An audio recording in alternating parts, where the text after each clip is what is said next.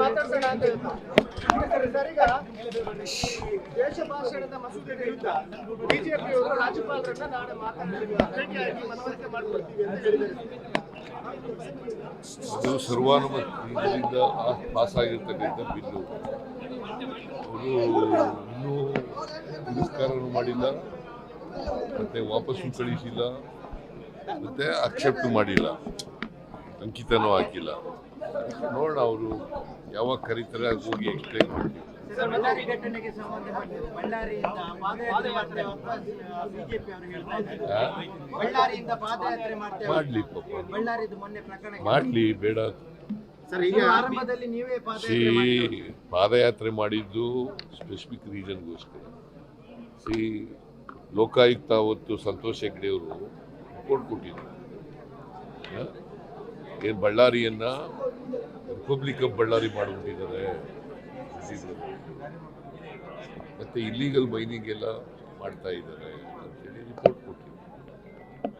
ನಾನು ಅದನ್ನು ಚರ್ಚೆ ಮಾಡಿದಾಗ ಅಸೆಂಬ್ಲಿನಲ್ಲಿ ರೆಡ್ಡಿ ಬ್ರದರ್ಸು ನನ್ನ ಮೇಲೆ ಮೈ ಮೇಲೆ ಬಿದ್ದರು, ಯಡಿಯೂರಪ್ಪ ಮೈ ಮೇಲೆ ಬಿದ್ದರು.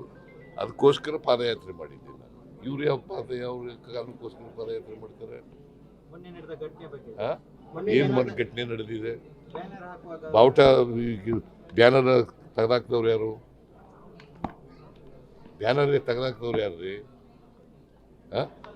ಅದೇ ಪ್ರಚೋದನೆ ಆದದಲ್ವಾ? ಬ್ಯಾನರ್ ತೆಗೆದೇ ಹೋಗಿದ್ರೆ ಪ್ರಚೋದನೆ ಎಲ್ಲ ಆಯ್ತಿತ್ತು. ಬ್ಯಾನರ್ ಹಾಕಿದ್ದೇನು?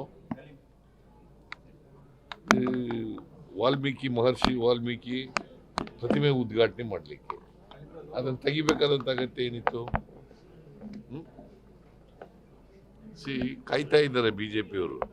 ಅವರು ಪರ್ಟಿಕ್ಯುಲರ್ಲಿ ಜನಾರ್ದನ್ ರೆಡ್ಡಿ, ಶ್ರೀರಾಮುಲು ಅವರು ಅಲ್ಲಿ ಕಳ್ಕೊಂಡಿದ್ದಾರೆ. ಅವ್ರ ಬ್ರದರು ಸ್ಥಾನ ಕಳ್ಕೊಂಡಿದ್ದಾರೆ, ಅವ್ರ ಹೆಂಡತಿ ಸೋತಿದ್ದಾರೆ. ಅದಕ್ಕೋಸ್ಕರ ಅಸೂಯೆಯಿಂದ ಮಾಡ್ತಾ ಇದ್ದಾರೆ.